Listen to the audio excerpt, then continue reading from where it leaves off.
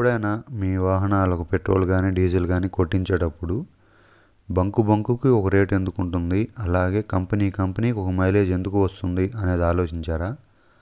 అయితే ఈ వీడియో మీకోసమే. అసలు తేడా ఎక్కడుందో తెలియాలంటే మీరు ఈ వీడియో తప్పక చూడాలి.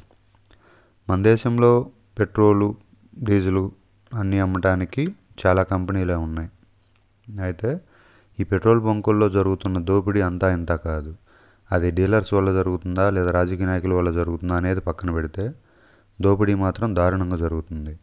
అదేంటో ఈ వీడియోలో చాలా సింపుల్గా చెప్తాను. మన దేశంలో అలాగే మన రాష్ట్రంలోనే కేజీ బేసిన్ అంటే కృష్ణా గోదావరి బేసిన్స్లో మనకు ఆయిల్ నిల్వలు ఉన్నప్పటికీ మన దేశం రష్యా నుంచి కానీ ఇక వేరే ఇతర దేశాల నుంచి కానీ ఆయిల్ దిగుమతి చేసుకోవటమే కాకుండా ఆ ముడి ఆయిల్ని లేదా ముడి సరుకుని విదేశాలకు కూడా అమ్ముతుంది. అయితే ఇక్కడ వింత ఏంటంటే మన దగ్గర కొనుక్కున్న దేశాలు మనకన్నా తక్కువ రేటుకి పెట్రోల్ డీజిల్ అమ్ముతుంటే మనం మాత్రం వాళ్ళకన్నా ఎక్కువ రేట్లతోటి కొనుక్కోవాల్సి వస్తుంది పెట్రోల్ బంకుల నుంచి. అసలు ఎందుకు ఇలా జరుగుతుందని దీని గురించి చాలామంది వీడియోలు చేసినప్పటికీ జనాలు అంతగా పెద్దగా పట్టించుకోలేదు దాని గురించి. కానీ పట్టించుకోకపోతే నష్టపోయేది మనమే. మనం జనరల్గా పెట్రోల్ కానీ డీజిల్ కానీ ఎక్కడ కొంటాం? పెట్రోల్ బంకుల్లో కొంటాం. ఆ పెట్రోల్ బంకులోంచి కొంతమంది ఇండియన్ ఆయిల్ అవ్వచ్చు, లేదు హెచ్పి అవ్వచ్చు, లేదా భారత్ పెట్రోలియం అవ్వచ్చు. ఇంకొంతమంది జియో అని, ఎస్ఆర్ అని, నయారా అని ఇట్లా చాలా కంపెనీలు ఉన్నప్పటికీ ఎవరికి అందుబాటులో ఉన్న చోట వాళ్ళు కొంటారు. కానీ ప్రతి పెట్రోల్ బంకులో రేట్లలో మాత్రం చాలా వేరియేషన్ ఉంటుంది. ఆ పెట్రోల్ బంకు కనీసం పక్కన ఉన్నా సరే రేటుల్లో ఎంతో కొంత వ్యత్యాసం ఉంటుంది. ఎందుకు ఇలా అని మనం ప్రశ్నించినప్పుడు వాళ్ళ నుంచి వచ్చే సమాధానం ఒక్కటే. వాళ్ళు ఇండియన్ ఆయిల్ మాది హెచ్పి, లేదు వాళ్ళ భారత్తో మాది హెచ్పి, లేదు వాళ్ళ భారత్తో మాది ఇండియన్ ఆయిల్, మాది నయారా, ఇట్లా వింత కారణాలు చెబుతారు. వాళ్ళకన్నా మా కంపెనీ పెట్రోలే మనకి ఎక్కువ మైలేజ్ వస్తుంది అని కూడా చాలాసార్లు వినే ఉంటాం.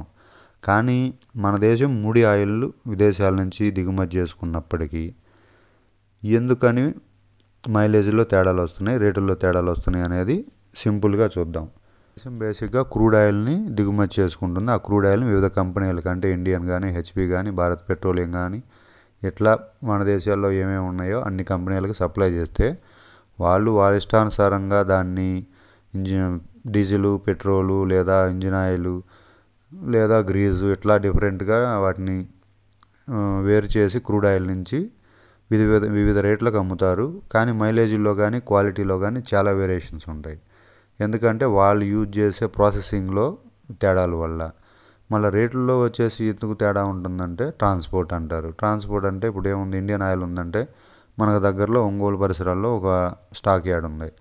ఈ కంపెనీలన్నీ దిగుమతి చేసుకున్న తర్వాత ప్రాసెసింగ్ చేసి స్టాక్ యార్డ్లకు పంపిస్తే ఆ స్టాక్ యార్డ్ నుంచి పెట్రోల్ బంకుల వాళ్ళు దిగుమతి చేసుకుంటారు. వాళ్ళు సొంత ట్రాన్స్పోర్ట్ వాడతారు కాబట్టి వాళ్ళు ఇష్టానుసారంగా ట్రాన్స్పోర్ట్ వేస్తారు. అక్కడ మనం కొనే రేటు కన్నా స్టేట్ ట్యాక్స్, సెంట్రల్ ట్యాక్స్, ఇవన్నీ డీలర్షిప్లు ఇవన్నీ కలుపుకొని మనకి భయంకరమైన రేట్లు పడుతున్నాయి. అయితే ఇదే విదేశాల్లో చూసుకుంటే అంతంత రేట్లు పడవు. ఎందుకంటే మన దేశంలో రాజకీయ నాయకులు కానీ డీలర్స్ కానీ చేస్తున్న మోసాలు ఇవే. ఫర్ ఎగ్జాంపుల్ ఆఫ్రికా దేశాల్లో నేను మలావిలో ఉన్నా. ఇక్కడ వచ్చేసి ఎట్లా ఉంటుందంటే వీళ్ళు కూడా అట్లాగే ఒక కంపెనీకి ఇస్తారు. ఆ కంపెనీ నుంచి ప్రాసెసింగ్ చేసి వీళ్ళు అన్ని పెట్రోల్ బంకులకు ఇస్తారు. ఇక్కడ రేట్లు ఎలా ఉంటాయంటే ప్రతి పెట్రోల్ బంకులో ఒకటే రేటు ఉంటుంది. ఆ దేశం మొత్తం, అది మీ పక్క పెట్రోల్ బంకు కానీ, ఈ దేశంలో ఈ చివరి బంకు కానీ ఆ చివరి బంకు కానీ ఏదైనా సరే ఒకటే రేటు ఉంటుంది. ఇక్కడ కూడా డిఫరెంట్ కంపెనీలు అమ్ముతున్నప్పటికీ తేడా ఎక్కడ వస్తుంది అంటే ప్రాసెసింగ్ చేసే కంపెనీల్లో వస్తుంది. మన వాళ్ళు ఏంటంటే ఎవరికి వాళ్ళకి ఇండివిజువల్కి ఇస్తారు, వీళ్ళు ఏంటంటే ఒకరికే ఇస్తారు, ఆ ఒక్కళ్ళు అందరికి సప్లై చేస్తారు. ట్రాన్స్పోర్ట్లో వేరియేషన్లు ఉన్నప్పటికీ పెట్రోల్లో మాత్రం రేటుల్లో కానీ డీజిల్లో కానీ వేరియేషన్లు అనేది ఎక్కడా ఉండదు విదేశాల్లో. అది ఎట్లా అనేది సింపుల్గా చెప్తాను నేను. ఇక్కడ పూమా అనే ఒక కంపెనీ ఉంది. ఈ పూమా అనే కంపెనీకి రీటైలు, హోల్సేలు 2 పెట్రోల్ బంకులు ఉంటాయి. రీటైల్ వచ్చేసి దేశమంతా పూమా కానీ పెట్రోడా కానీ ఇట్లా ఎన్ని కంపెనీలు ఉన్నా రేటు మాత్రం డీజిల్కి పెట్రోల్కి ఒకటే రేటు ఉంటుంది. ఇక్కడ వింత ఏంటంటే పెట్రోల్ తక్కువ రేటు ఉంటుంది, డీజిల్ ఎక్కువ రేటు ఉంటుంది. అదే హోల్సేల్కి వెళ్తే రీటైల్ కన్నా ఒక 100 కానీ 150 కానీ వేరియేషన్ ఉంటుంది, తక్కువ ఉంటుంది అనమాట. ఇక్కడ హోల్సేల్ కూడా అమ్ముతారు, అది కూడా పూమా కంపెనీ వాళ్ళు. ఆ హోల్సేల్ బంక్ కూడా ఇప్పుడు నేను మీకు చూపిస్తున్నాను. ఇక్కడ మీరు చూడొచ్చు డీజిల్ రేటు. ఈ డీజిల్ రేట్ అనేది బయట పెట్రోల్ బంకులతో పోల్చుకుంటే కొంచెం తక్కువ ఉంటుంది. అలాగే మీకు ఆ బిల్స్ కూడా నేను చూపిస్తాను. ఇంకా అదే పూమా రీటైల్కి వచ్చేప్పటికి ఆ హోల్సేల్ షాప్ పక్కనే ఉన్నప్పటికీ రేటు మాత్రం రీటైల్ రేటు డిఫరెంట్గానే ఉంటుంది. ఇక్కడ బంకులో మీకు చూపిస్తుంది పెట్రోల్ రేట్ అనమాట. ఆ రేట్ చూశారు కదా, అది ఇప్పుడు మీకు డీజిల్ రేట్ చూపిస్తాను చూడండి. ఇది వచ్చేసి హోల్సేల్ రేటు. ఇక్కడ ఎంత ఉందో, ఇక్కడ రీటైల్ రేట్ ఎంత ఉందో చూడండి. దానికి దీనికి కొంచెం వేరియేషన్ ఉంటుంది. ఇప్పుడు కొంచెం గవర్నమెంట్ మారిన కానీ రేట్లు కొంచెం పెంచారు.